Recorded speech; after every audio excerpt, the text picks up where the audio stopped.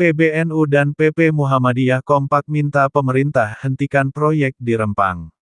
Dua ormas besar di tanah air, Nahdlatul Ulama (NU) dan Muhammadiyah kompak meminta pemerintah menghentikan proyek strategis nasional PSN di Pulau Rempang, Batam, Kepulauan Riau. Alasannya karena ada konflik lahan dan bentrokan antara warga dengan aparat keamanan. Permintaan tersebut ditujukan kepada Presiden Joko Widodo atau Jokowi dan Menteri Koordinator Bidang Perekonomian Airlangga Hartarto.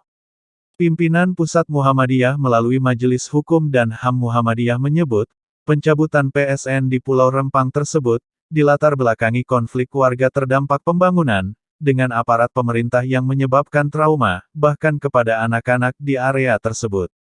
Meminta Presiden dan Menteri Koordinator Bidang Perekonomian Republik Indonesia, untuk mengevaluasi dan mencabut proyek Rempang Eco City sebagai PSN proyek strategis nasional, kata Ketua Pimpinan Pusat Muhammadiyah Bidang Hukum dan HAM, Hikmah Busro Mukodas, melalui keterangan tertulisnya, Rabu, tanggal 13 September tahun 2023.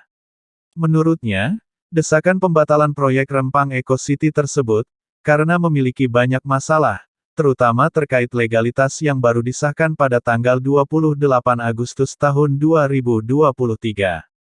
Payung hukum tersebut adalah, Peraturan Menko Perekonomian Nomor 7 Tahun 2023, tentang perubahan ketiga atas Peraturan Menko Perekonomian Nomor 7 Tahun 2021, tentang perubahan daftar PSN. Proyek ini juga tidak pernah dikonsultasikan secara bermakna, kepada masyarakat Rempang yang akan terdampak, ucap Busro.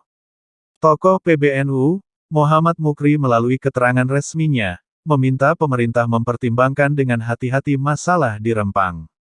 Selain itu, kata dia, pemerintah harus memegang teguh prinsip keadilan dan aspirasi masyarakat, dan menjadikannya perhatian utama, dalam menangani masalah Rempang.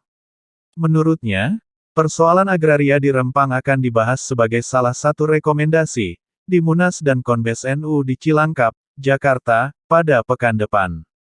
Demikianlah suara dua ormas besar di Indonesia, yang meminta pemerintah untuk menghentikan proyek penjajah di Rempang, Galang, Batam.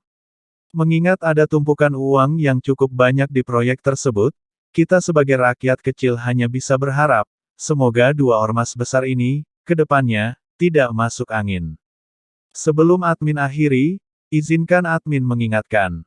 Jangan lupakan, dan tetaplah ingat kepada 6 pemuda beriman, pengawal ulama, yang tidak salah apa-apa, diculik, lalu disiksa dengan sadis dan kejam, kemudian dibantai tanpa belas kasihan, oleh segerombolan setan. Setelah itu, difitnah habis-habisan, kasus ini dikenal sebagai kasus KM50, yaitu, tragedi kemanusiaan paling biadab yang pernah terjadi di Indonesia.